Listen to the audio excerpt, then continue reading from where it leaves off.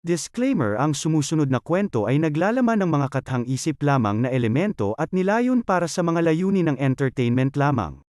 Anumang pagkakahawig sa mga aktwal na tao, buhay o patay, o totoong pangyayari ay nagkataon lamang. Ang mga pangyayaring inilalarawan sa kwentong ito ay gawa ng imahinasyon ng may akda at hindi dapat bigyang kahulugan na sumasalamin sa katotohanan sa anumang paraan. Sa maliit na bayan ng Willow Creek, may nakatayong isang luma, sira-sirang mansyon sa labas, na kilala bilang Blackwood Manor. Ayon sa alamat, ang mansyon ay dating tahanan ni Mary Blackwood, isang babaeng nababalot ng misteryo at trahedya.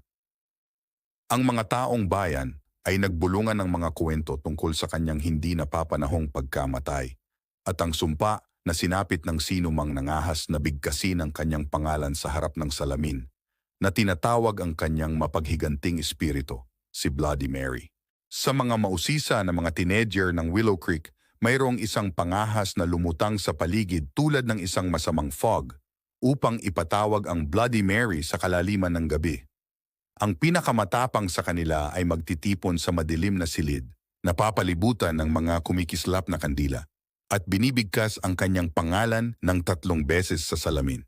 Isang gabing walang buwan, nagpasya ang isang grupo ng mga kaibigan sa pangunguna ni Anne na subukan ang alamat. Nagtipon sila sa attic ng Blackwood Manor, isang lugar na sinasabing kung saan nakilala si Mary Blackwood ang kanyang trahedya nagwakas. Sa nanginginig na mga kamay, sinindihan nila ang mga kandila at tumayo sa harap ng maruming salamin. Bloody Mary, Bloody Mary, Bloody Mary! Bulong nila, halos hindi marinig ang kanilang mga boses sa paglangit-ngit ng mga lumang tabla sa sahig. Noong una, walang nangyari, lumakas ang hangin at ang katahimikan ay nakakabingi. Pagkatapos, biglang, ang mga kandila ay kumikislap ng husto na nagdulot ng nakakatakot na mga anino sa buong silid. Isang lamig ang dumaan sa attic, dahilan para bumilis ang tibok ng puso ni Anne.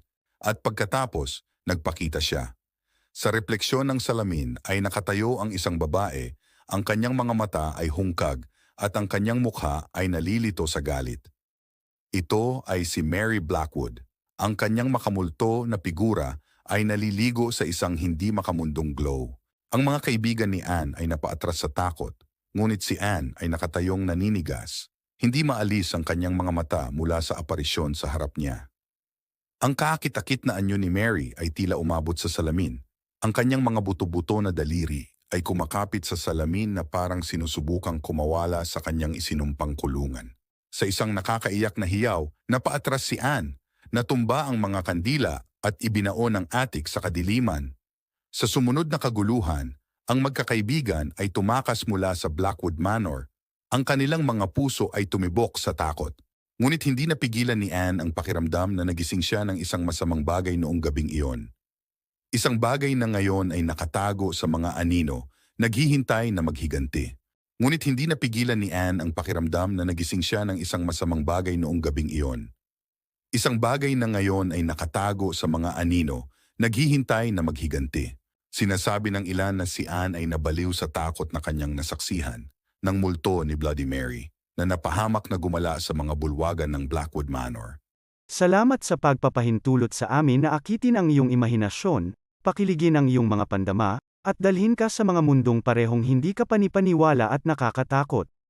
Ang iyong feedback, komento, at pakikipag-ugnayan ay nagbibigay inspirasyon sa amin na patuloy na itulak ang mga hangganan ng pagkukwento at upang lumikha ng nilalaman na sumasalamin sa iyo sa malalim at visceral na antas.